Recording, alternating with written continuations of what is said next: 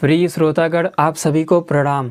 आज के इस वीडियो में अंतरिक्ष विज्ञान के बारे में, महान तकनीकों के बारे में हम ऐसा खुलासा करने वाले हैं।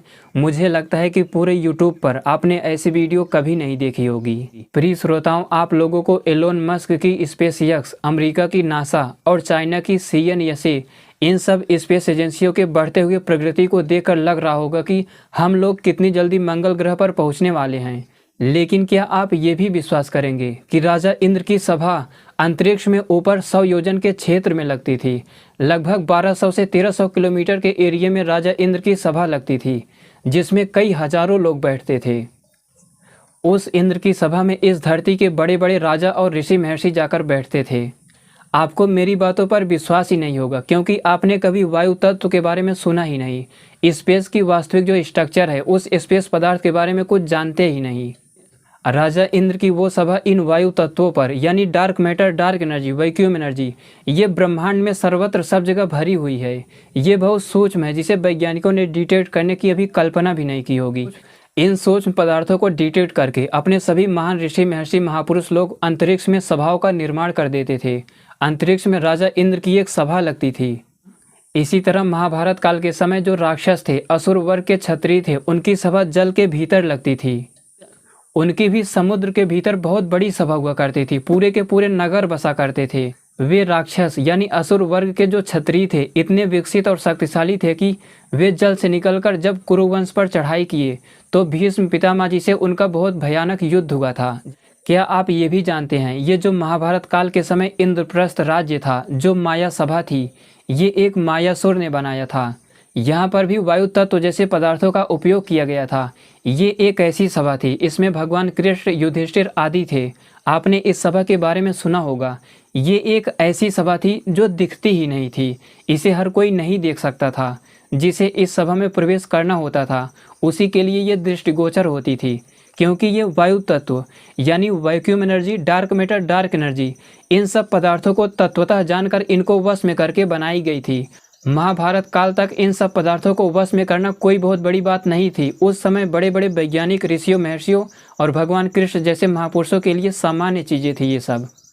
वो जो माया सभा थी, पूरा का पूरा महल उन सूक्ष्म वायु तत्वों से बनाया गया था। उन सब पदार्थों को डिटेक्ट करने की आज वैज्ञानिकों ने सोचा भी नहीं होगा।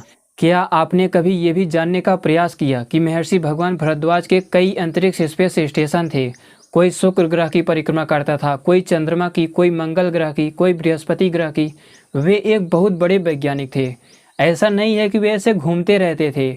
महर्षि भगवान भरद्वाज जी का प्रयागराज में एक बहुत बड़ा केंद्र था, जिस केंद्र में बहुत बड़े बड़े ऋषि कार्य कर रहे थे। वर्तमान समय में कुछ मिली पांडुलिपियों में तो ऐसा भी है कि बृहस्पति ग्रह पर एक बार ऋषियों ने एक अस्त्र शस्त्र का परीक्षण किया था। वो एक बहुत भयानक अस्त्र था, जिसका परीक्षण यहाँ पर हो ही नहीं पाया। तो बृहस्पति ग्रह पर जाकर महान ऋषियों महर्षियों ने उसका परीक्षण किया था।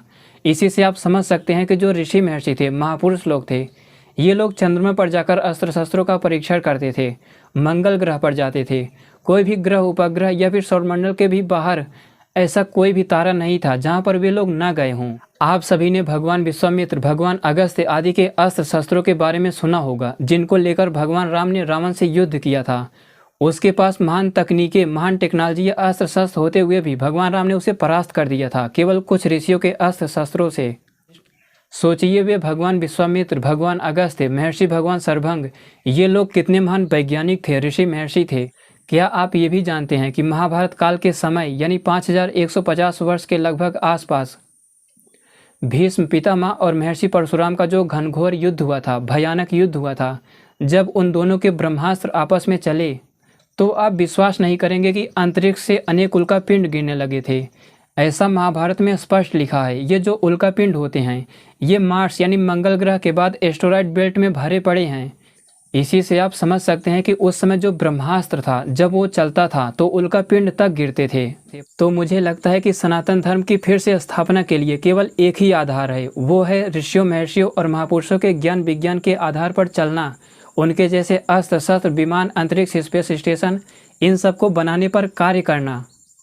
इसीलिए आपसे मेरी विनती है कि जल्दी से जल्दी जागिए, अन्यथा कहीं ऐसा ना हो जब तक हम जागृत हों तब तक सब कुछ समाप्त हो जाए। तो मुझे लगता है कि समय के रहते सनातन धर्म की स्थापना के लिए हर संभव प्रयास करना शुरू कर दीजिए।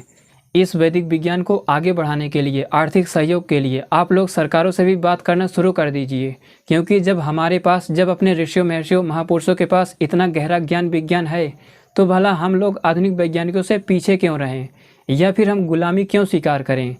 मैं ये नहीं कह रहा कि आप लोग आधुनिक शिक्षा छोड़ दें, आप लोग पढ़ें, लेकिन कोशिश यही करें कि अपने बच्चों को, अपने आने वाली पीढ़ियों को वैज्ञानिक बनाएं, केवल वैज्ञानिक, जिससे आगे चलकर वे सत्य को स्वीकार कर सकें, जिससे वैदिक ग्रंथों को यानी वेदों ब्राह्मण ग्रंथों को यानी इस वैदिक विज्ञान को समझ पाएं। अन्यथा जब तक आप वैज्ञानिक बनने का लक्ष्य नहीं बनाएंगे, तब तक इन ग्रंथों को समझा ही नहीं जा सकता। तो मुझे लगता है कि आज इस वीडियो को जिन लोगों ने भी देखा होगा, खुद को, अपने वाली पीढ़ियों को सचेत करेंगे और आगे ऋषि महर्षि महापुरुष बनने के लिए प्रेरित करेंगे, एक महान वैज्ञानिक बनने के लिए प्रेरित करेंगे। यही था आज का वीडियो। मुझे लगता है कि वीडियो आपको अच्छा लगा होगा। वीडियो को पूरा देखने के लिए धन्यवाद।